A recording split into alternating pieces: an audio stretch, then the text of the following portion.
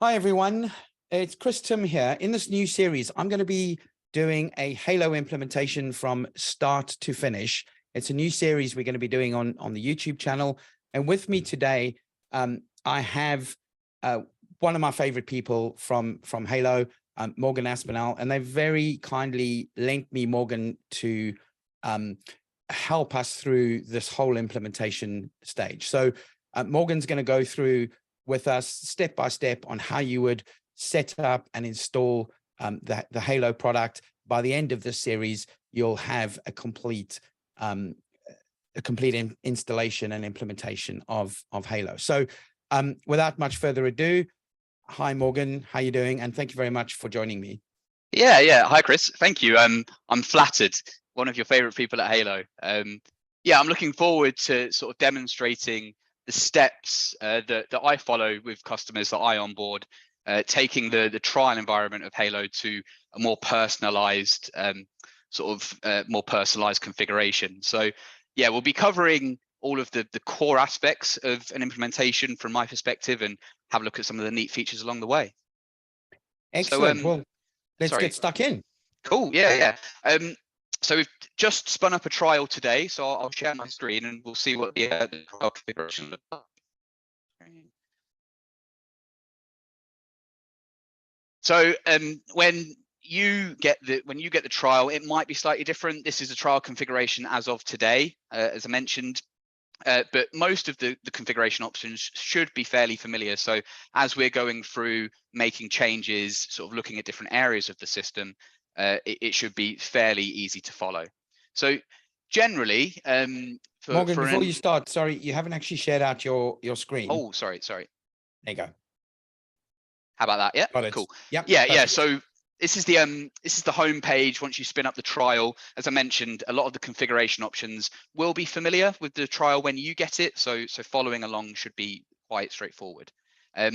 So the procedure that I tend to follow with an initial implementation is firstly by taking a look at your internal organization, setting up your departments and teams, making sure that you get all of your techs into Halo, making sure that they have the correct permissions allocated to them. From that, we'll move on to looking at the service desk, ticket type configuration, actions, workflows, statuses, SLAs, all of that kind of stuff. A lot of what we see there will be very transferable, which is why from that we'll probably move on to CRM and projects around about that time, as the configuration for CRM opportunities and projects is very similar to that of the service desk. Then we'll move on to sort of tying it all together by looking at the billing features, invoicing, creating agreements, etc., and take it from there. Cool. And interestingly, just having a look at what you've just shown me there, to any sort of Halo users that are familiar with the interface will probably notice a massive difference in the user interface. Is this a new thing that's coming out, a new sort of updated interface on Halo? I believe so. I mean, we changed the trial configuration from time to time, and I think this is the latest iteration of that configuration. The idea is to sort of highlight some of the latest and greatest features that Halo have put in place. So I mean, if what you're looking at here interests you, for sure, spin up a new trial, have a play about, and any questions, reach out to the support team at Halo. Excellent. Great. Well, yeah, so let's make a start and kind of look at if somebody was taking Halo for the first time and wanted to start setting up the product themselves. Where would be the first place they would go, and where would they start to set up the first bits of the configuration? Yeah, sure. Well, the hint was in the last word of that sentence there, configuration. So the module where you'll be going to make almost all of the changes in Halo is the configuration module. So from the home screen, you see all of the modules that are currently available and enabled. And at the end there, we have our configuration. So this is where we make all of the changes to settings in Halo. You'll also see this menu icon in the top left. You can click on that to expand the menu at any time. Again, you'll see the same options in here as what you see on the home page. So if we go into configuration, this is effectively where you'll be changing all of the settings in Halo, as I mentioned. And the first place that I tend to go is the organization configuration. That way we can set up our agents and make sure that they have access to the things that they should have access to, and not access to anything that they shouldn't. So you can get there. Sorry, can I just say, when you refer to agents, I'm assuming so people that are coming in from other PSA tools, an agent is typically a technician or an engineer. Yeah, correct. Yeah. I mean, kind of a bit of an aside here. I not self-proclaimed, but I'd like to think of myself as the Halo expert, but I'm by no means the PSA expert in general. So I call them agents, but yeah, Chris, if you could help me with some of the translation between you know, Halo terminology and other PSA's terminology, that will certainly be beneficial for new people onboarding. So yeah, you're absolutely correct. Agents are the people working on resolving tickets. They're the technicians, and then end users in Halo, they're your customers. They're the actual people that are raising the tickets. So. And according to your interface there is showing users, which are effectively end users rather than users. That is correct. Yeah. I think that's where a lot of people, you know, potentially coming from other PSA tools may get confused, because a user could be seen as a person using Halo rather than an end user. So so just, you know, for people that are brand new on Halo, looking to go through the implementation, just always remember that, you know, agents are, like we said, are your engineers, your technicians, whatever you want to call them. And users, when you see the word user, that is referring to the end user, or the customer, or the end user that is logging the ticket with your company. Yeah, that's absolutely correct. Cool.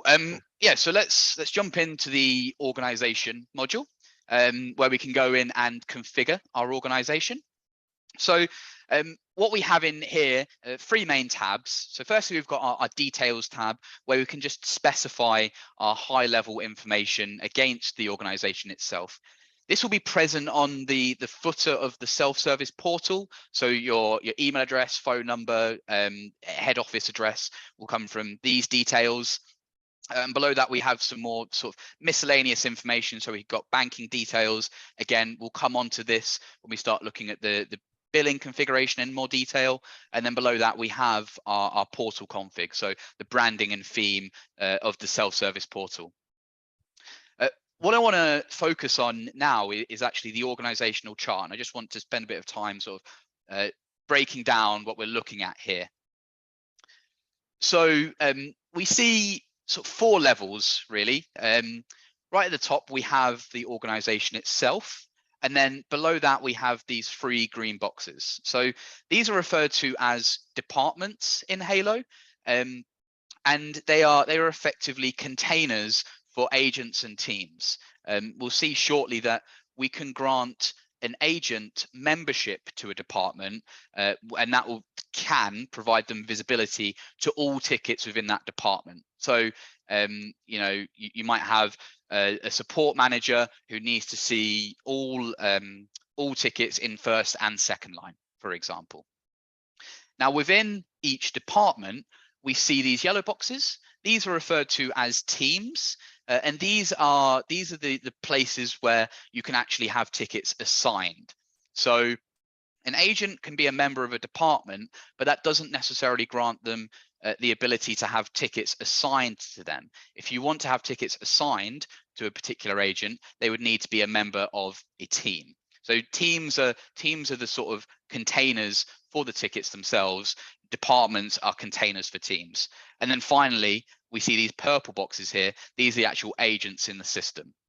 So each department can have multiple teams, and each team can have multiple agents. Cool. Okay. So in terms of sort of how do we amend this organizational chart? For example, maybe I don't want to have the infrastructure team in here. I might want to add an additional projects team or additional sales team. We can do that by clicking edit in the top left. And what's handy, just again as a side note, what's handy throughout Halo is sort of a lot of the screens almost follow this template-like format. By which I mean, if you want to create a new entity of something, the chances are there'll be a new button in the top right. If you want to edit something, you might find an edit button at the top left. And if there is an edit button, this is probably where you'll find it.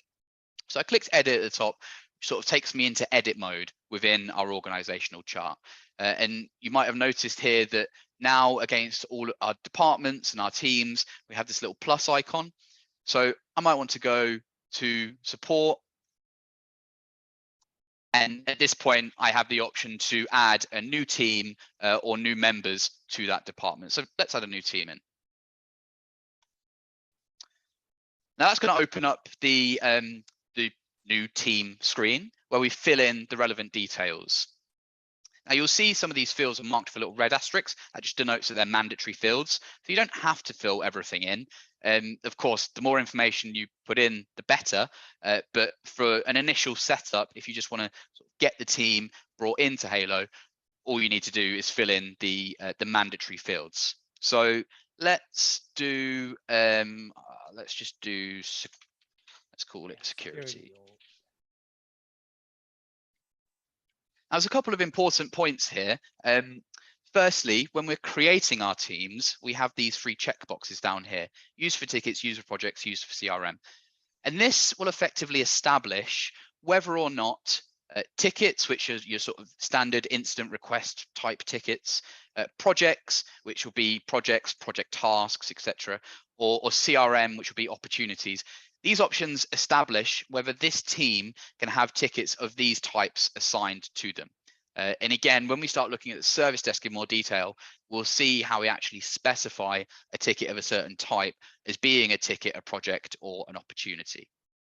So this is our security team. So I might want to say that it can be assigned standard support tickets and projects, but they shouldn't be assigned leads or opportunities. So I'll uncheck this box.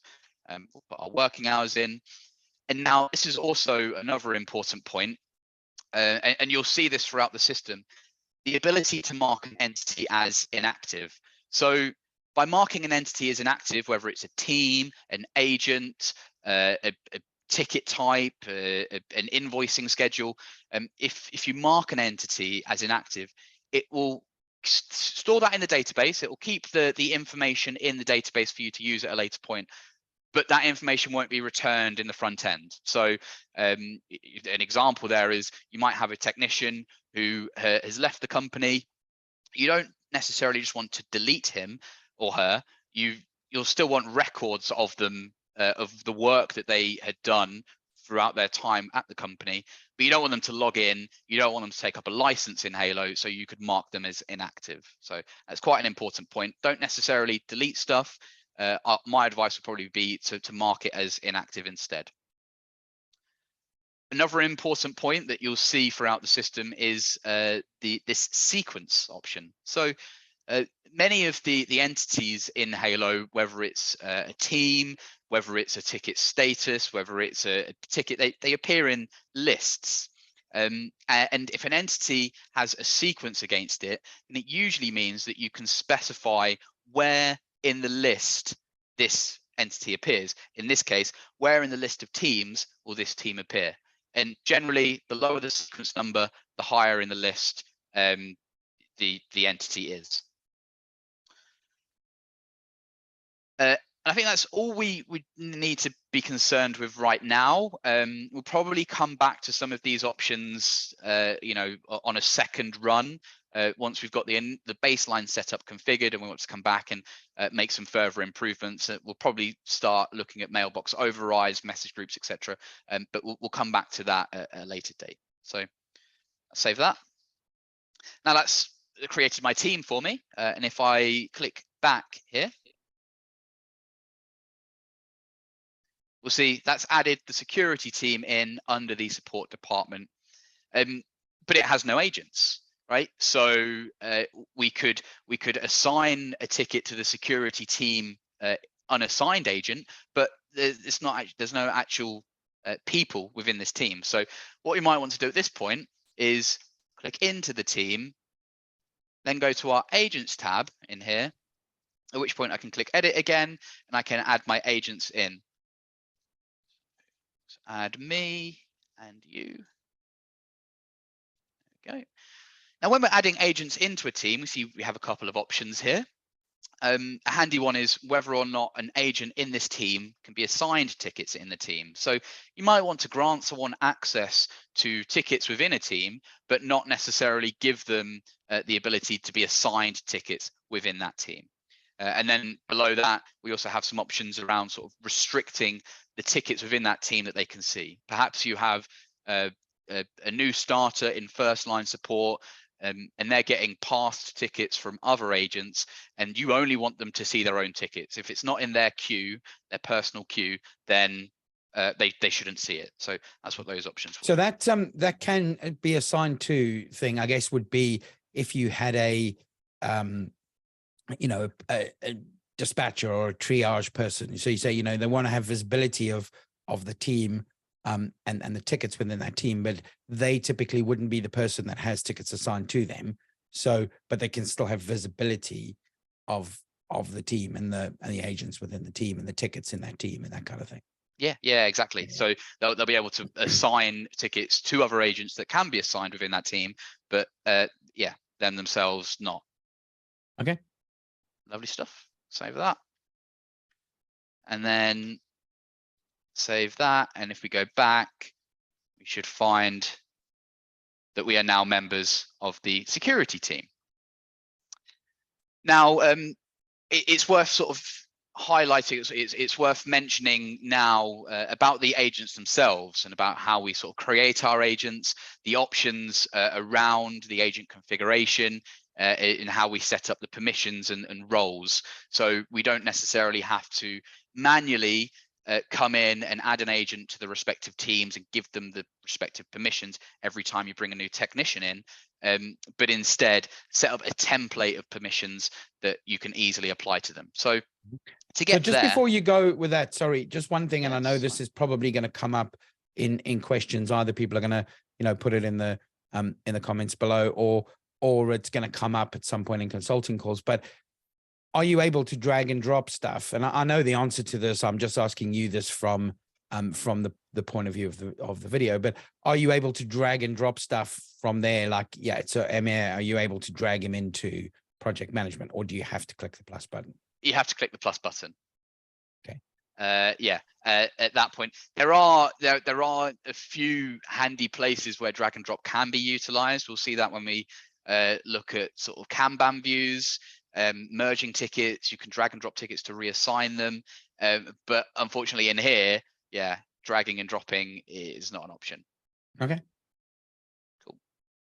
So let's take a look at our agents. So I'm going to follow my breadcrumbs back to the main configuration module, and this time, instead of going into the organization module, we'll go into teams and agents.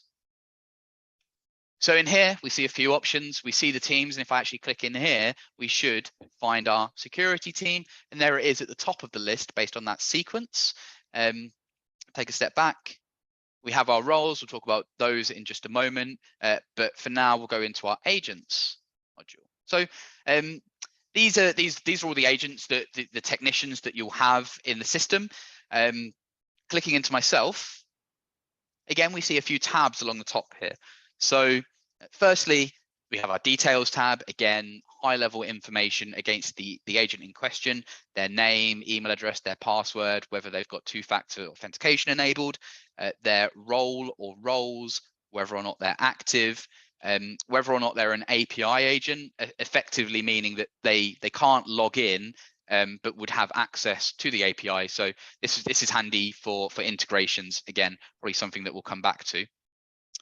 And again, just some more information below, their name, their number, their charge rate, which we'll have a look at when we come on to the billing.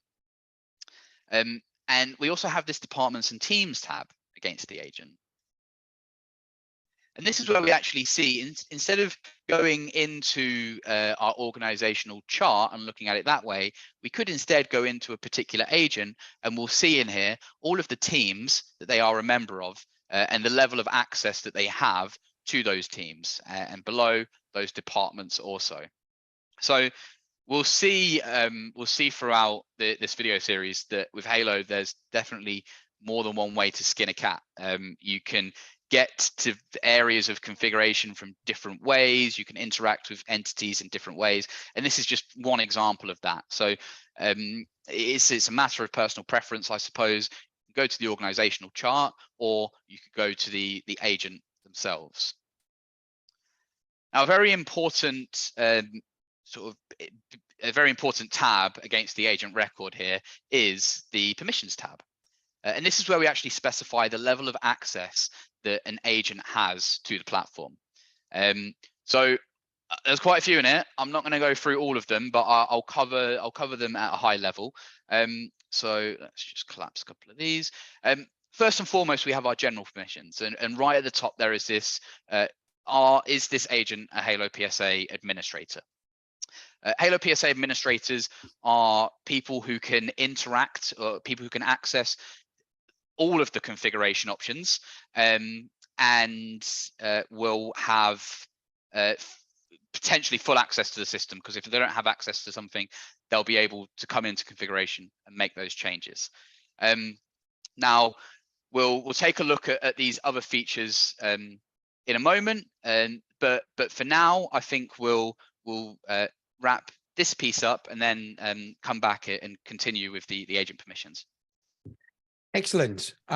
That's a really good place to kind of end this. So in the next video, we're going to go through the roles. We'll cover off a little bit more about what permissions are. So keep watching, and we'll see you in the next video. Thank you very much, Morgan. Really appreciate your time, and we'll see you on the next one. Awesome. Thanks for having me. See you. Thanks. Cheers.